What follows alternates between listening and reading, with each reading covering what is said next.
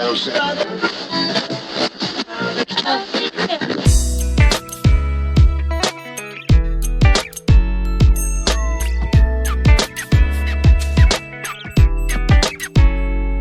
everybody, and welcome to the PreAccident Podcast. I'm your loving host, Todd Conklin. Hey, thanks for tuning in. It is a Friday night. It is nice and beautiful. I'm having the best day ever, and I just finished recording a podcast with my buddy, Robert Holmes. You're going to get to hear it, and I think it might be one of the best podcasts we've probably recorded ever. And for one reason, this is the most requested topic on the podcast from all of you guys who send me emails and LinkedIn, Dealy, Whoppers, whatever they're called. This is the one you care about, and this is the one we attacked. Robert Holmes has a PhD in mathematics from Oxford in England. He is a smarty pants. In fact, he may define the word smarty pants.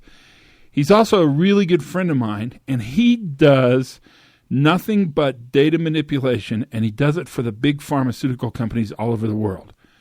I ask him a question, and this all really comes from Dr. Chuck Pettinger talking about big data, and Jim Barker talking about complexity, and everybody talking about data. And I've said for years, there is no leading data sets for safety prediction. Because if there were leading data sets for safety prediction, we'd have them. Because BP would have already paid for them, lock, stock, and barrel, and they'd share them with us in a minute.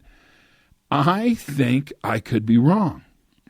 And the reason I say that is because of Robert's interview. Robert is remarkable. And I say that a bunch, but I mean it this time. Other times I say it, I'm just faking it. But now I'm totally serious. Robert's going to talk to you about modeling for prediction, because that's all he does. Now remember, PhD, Oxford, the one in England, not the one in Kansas, for those of you in Winfield for GE Strother Field. He is really, really smart on this topic. And here's what he's going to tell us. He's going to tell us we can model behavior, but we have to understand how to create the model and then how to validate the model. And one of those issues is really the complex one. So it's been a fun week. It's always a fun week for me. I can't believe how much fun I get to have, and I get to have it all the time. And thank you to those of you who are listening for giving me the opportunities to be a part of your company, because it means a lot. I just came back from a very gorgeous trip to central Missouri, maybe south central Missouri, where I was with some guys at a big mine, a mine on the Mississippi River that mines lime. If you combine all those, you'll totally get the title. We spent a bunch of time looking at big haul trucks and loaders and really good people who want to do a good job, and that's amazing. I also want to tell you that my big experiment on gratitude just continues to pay off. I cannot tell you what a turn in my life this whole gratitude experiment has been. I do all these experiments all the time anyway, but this one has been a really high payoff. It's remarkable. And getting to spend time with you, I think, is remarkable as well. Thank you for listening. Thank you for subscribing, and tell your friends. This podcast is probably one you'll want to share. This podcast has a lot of potential to really change our industry. So listen carefully. Without much further ado, let me jump into this. This is Robert Holmes, PhD, Oxford, brilliant man, but also a super nice man, on a Friday night in Santa Fe, New Mexico.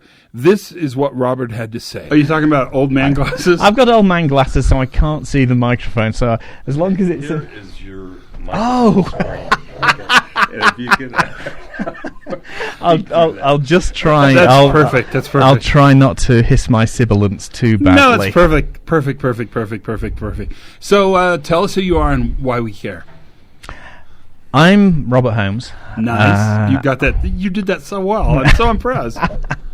I've done enough introductions to myself at various meetings. I'm Robert Holmes. I'm the Chief Science Officer at a local data analytics company.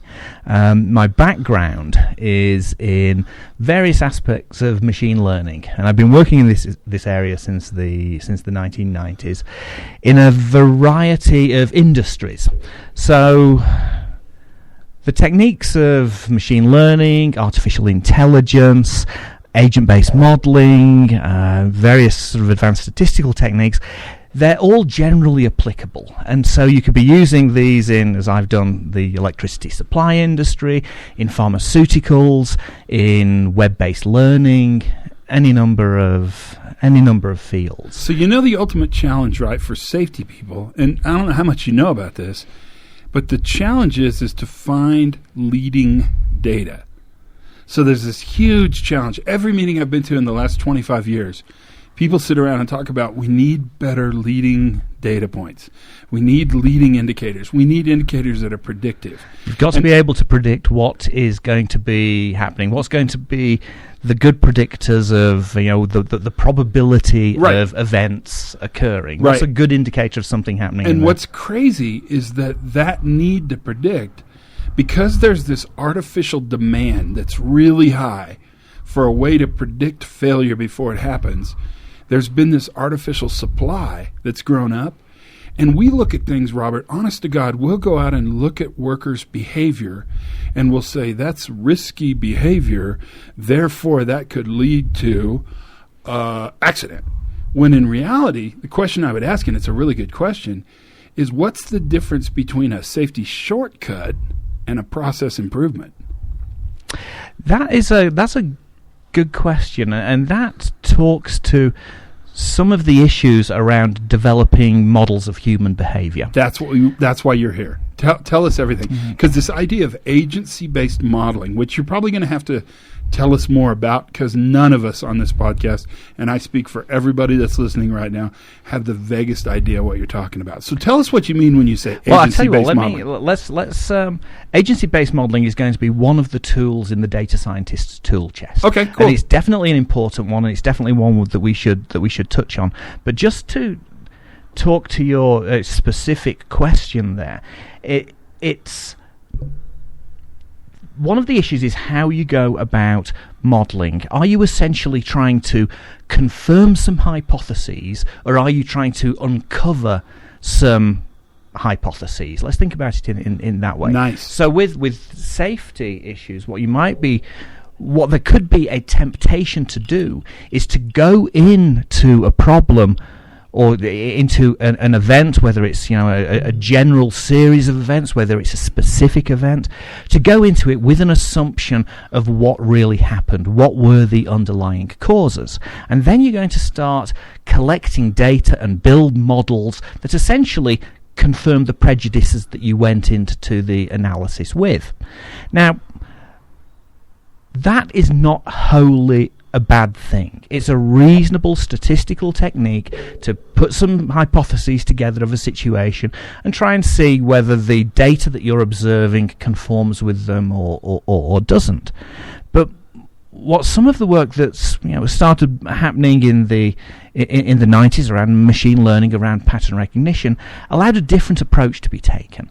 It allows you to essentially start uncovering some of those causes from the available data. So rather than going in with an assumption of what happened, you can just go in with a big pile of data, some very vague ideas about what happened, what caused the event, and you can essentially let the models learn for themselves what were the key features in the incident.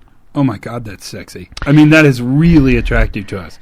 Now, tell us, in your world right now, I think it's cute that you said a local data, what do you call it, data analysis company? Yes. Like every indeed. town has a bunch of data analysis, like there's Joe's data analysis. I just assume that's the word, that Santa Fe is like the rest of the country. Yeah, well, probably not, but okay. And I think it's just funny. It's cute, and that's why I love you.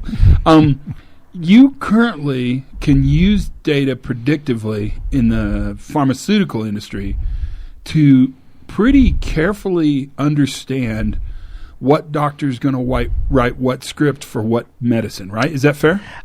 Yes. So what we're typically doing in the company that I work with at the moment is that we are using the available medical data, and this is insurance claims data.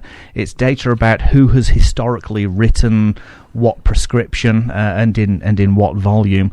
We're using that to essentially infer the influential connections between peers of physicians. So it's much more about identifying communities of practice. Which is bingo. I mean, that's right where we are. Keep going. It's about identifying communities of practice and who the leaders and followers are within these communities. And then, yes, making predictive statements about how their behaviors interrelate. How accurate are they? That's a very good question. It's accurate enough to make money off. Holy crap on a cracker. I mean, because that's a test, right? It is. The test is this something that can be monetized? Think about it this way. If you had some system that would enable you to go into a Las Vegas casino and go up to one of the roulette tables. I'm listening. Go ahead. I'm listening. And essentially predict just at the 55%, 60% accuracy level whether this roulette wheel was going to go red or black. You don't need to be right every time to make money off it. You just need to push the balance of probability in your favor. How can we use these agency-based model? One tool, and I understand that's really important. How can we use this agency-based modeling to look at the potential of a quality disruption on a manufacturing line, or an injury, a cut hand in a construction site? It's, as I say, it's one of the tools that's in the tool chest. What you would be using things like agent-based modeling for is essentially building some of these predictive frameworks. Let me briefly sidebar into what I mean by agent-based You got nothing but time, model. baby. Take it away. Teach us. We're like putty in your hands. You're the hands. We're the putty. The notion of agent-based modeling has been kicking around for a couple of decades, and really, what you're doing in one of those models is you are modeling down at the individual level. You recognize the fact in your model that the agent Todd is going to be different from the agent Robert. So we're not just atoms in some big statistical distribution. So not everybody is the same. Not everybody is the same. One of the classic examples of this is in modeling disease transmission. So the original models of disease transmission were very much looking at these populations where everyone's somewhat homogeneous, and there's going to be a proportion of this population that's infected and then a portion that's already got the disease, and you build all these differential equations that you can solve analytically and make predictions about whether this disease is going to die off and when. And that is perfectly reasonable for some cases. But you can do more powerful models, more descriptive models, if you start considering individual entities. And in fact, a lot of work has been done on this locally up at Los Alamos. They've been doing work on this for the last 20 years approximately. And in that case, what you're doing is you have these models where you've got individual little people, and some of them are going to be little people who stay at home, and some will be ones who go and commute off to work, and some will be one who get onto planes and go off to different parts of the world. And of course then get models which look very different from the traditional population-based model. So think of the difference as populations versus individuals. I mean, you have to make assumptions about your individuals, and you absolutely need to use statistical techniques to estimate some of the parameters that you're going to use in this model. But really, that's the key difference. It is modeling the population versus modeling the individual within that population. Wow, that is so appealing to us. So what kind of data sets do you need? Well, that's the key. That's absolutely the key point.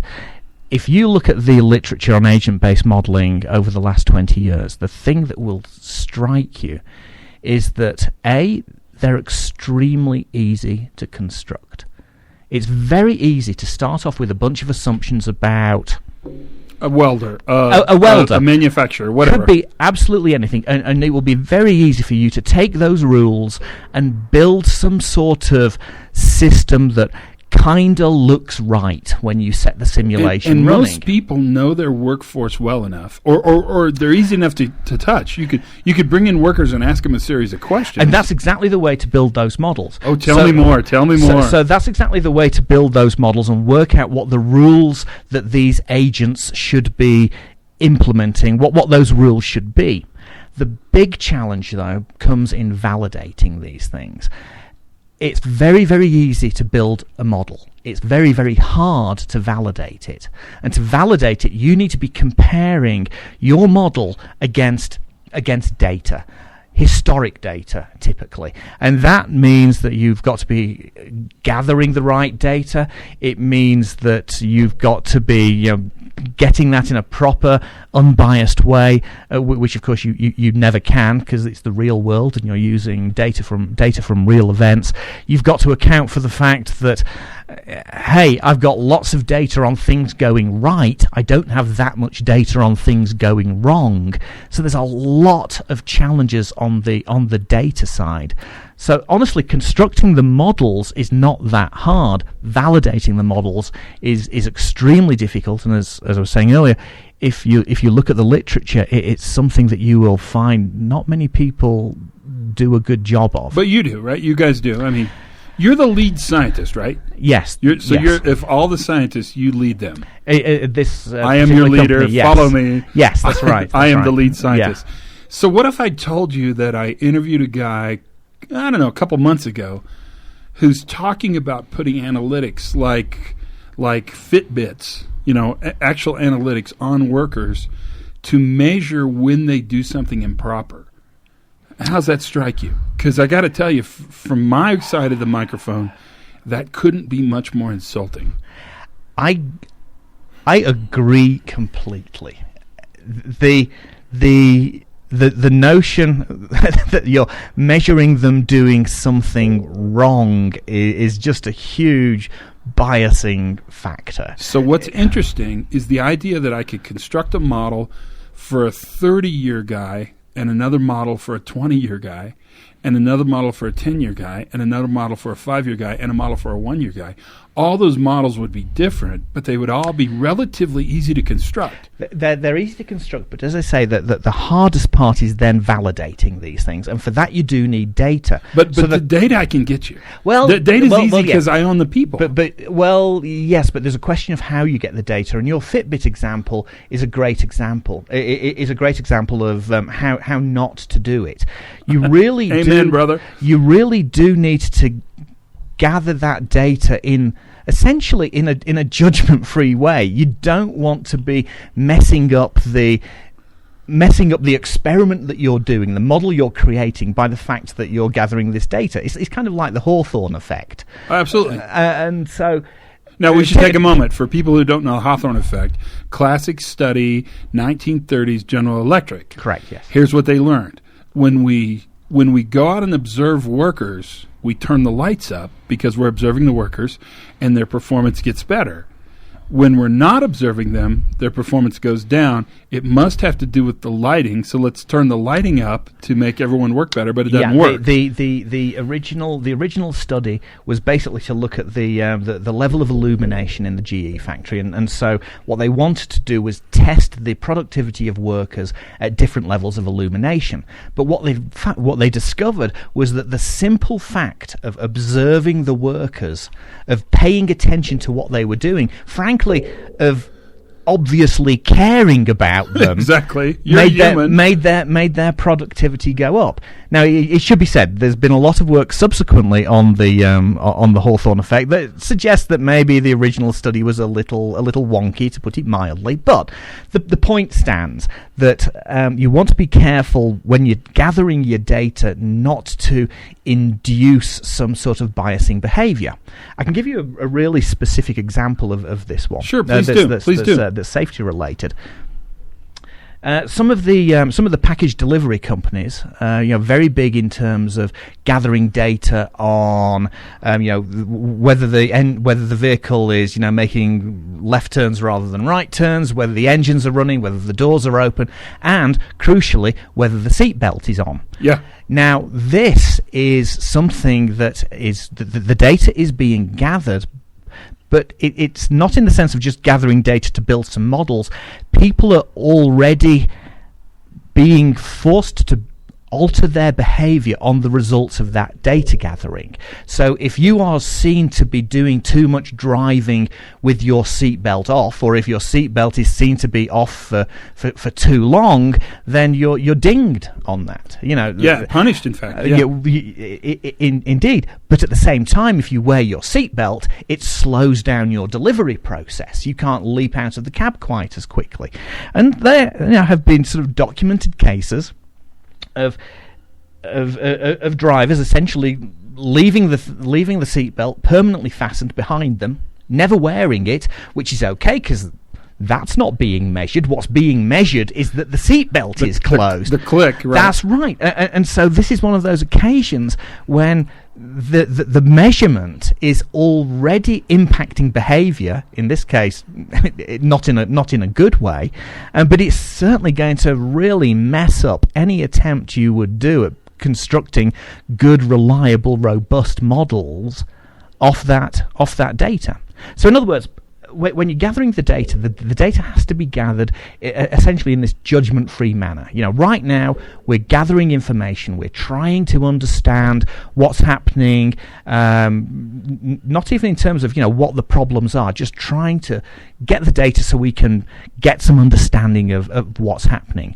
It would be a terrible mistake to prematurely start imposing management's thoughts on what the right value for this particular parameter should be. Again, that's the sort of thing that's going to terribly bias your data. People are going to react to that. It's going to mess up the data that you're gathering, and it's going to mess up the models that you build off that data. How powerful is the management's understanding of work? So let's talk Frederick Taylor a minute. You want to? Taylorism?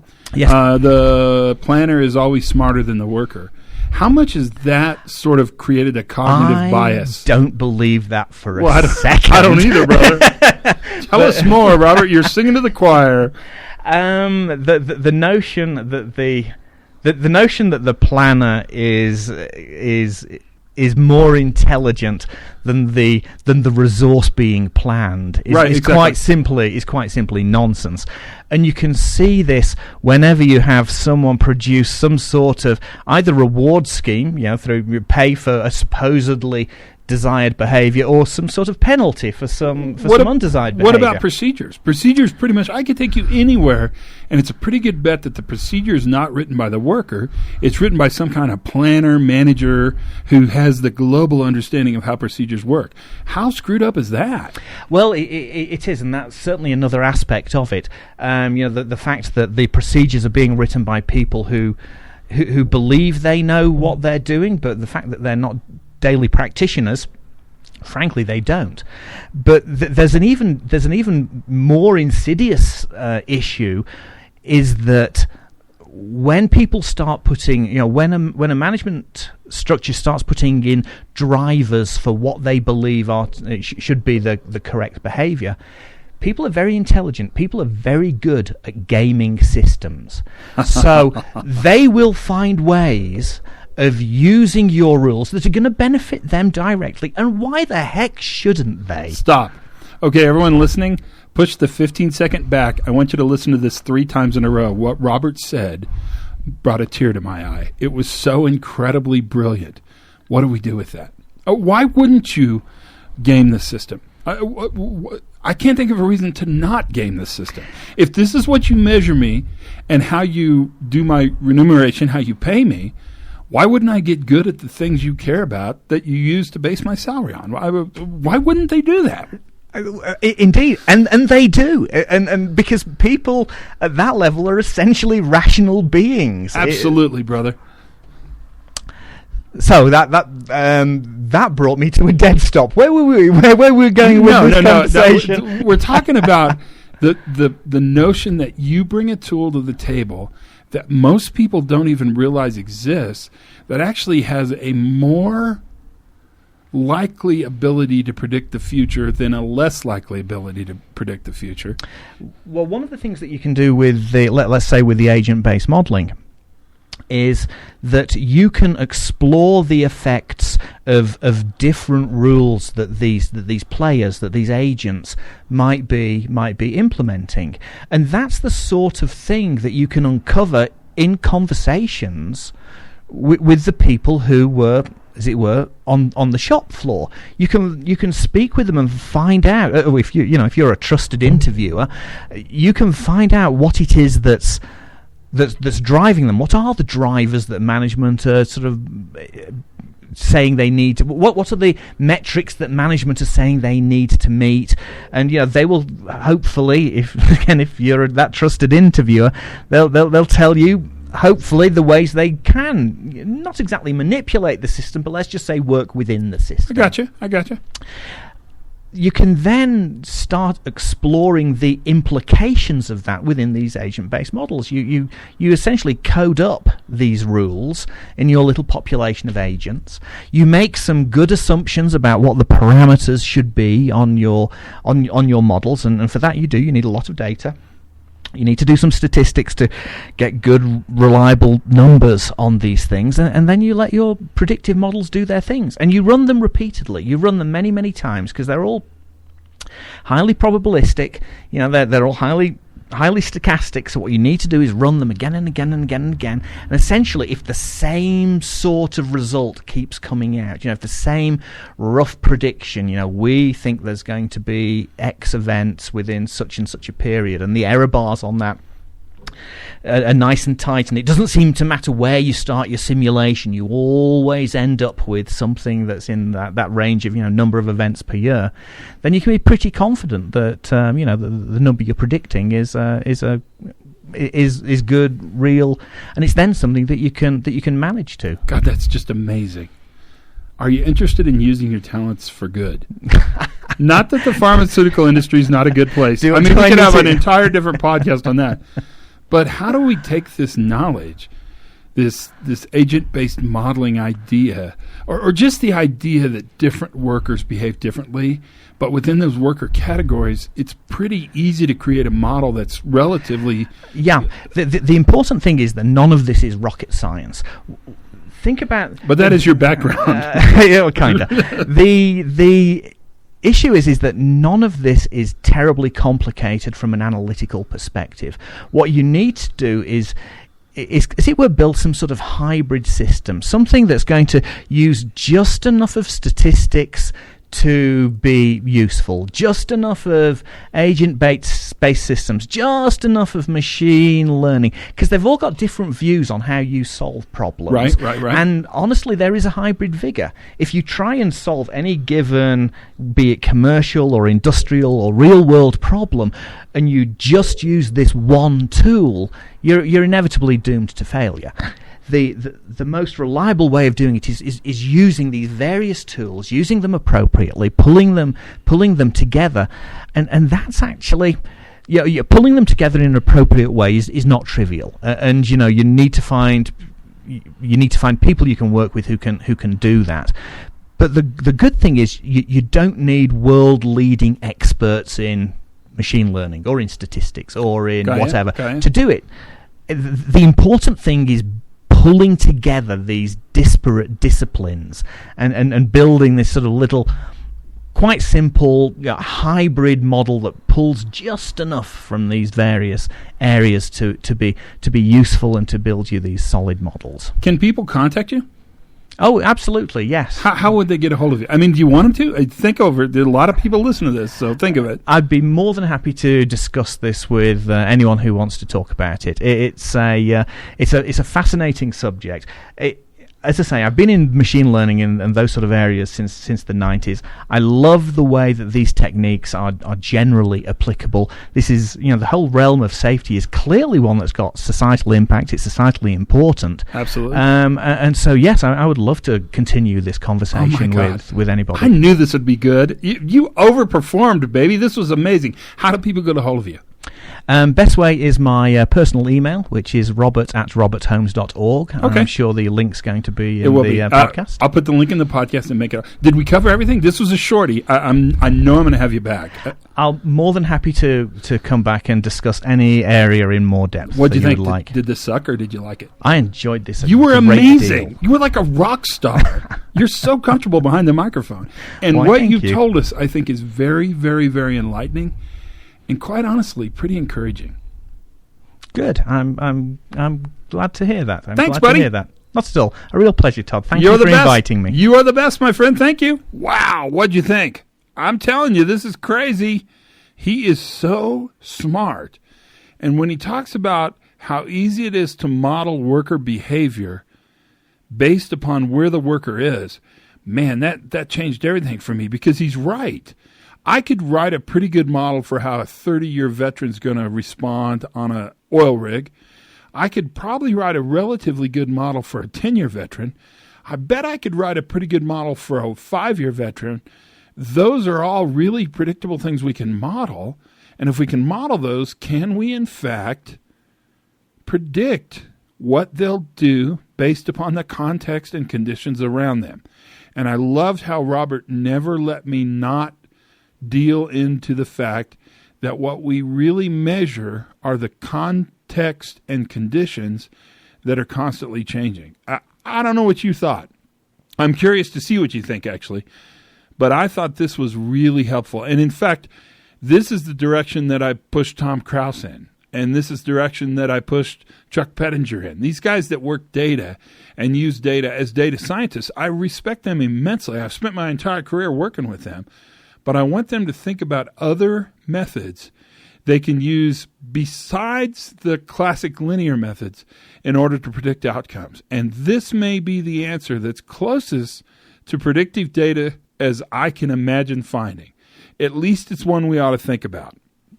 That's the podcast. What'd you think? We ought to keep doing this crap, don't you think? It's worthwhile, that's for sure. It was a very fun night. It was fun spending the time with you. As always, learn something new every day. Have as much fun as you possibly can. And for goodness sakes, be safe.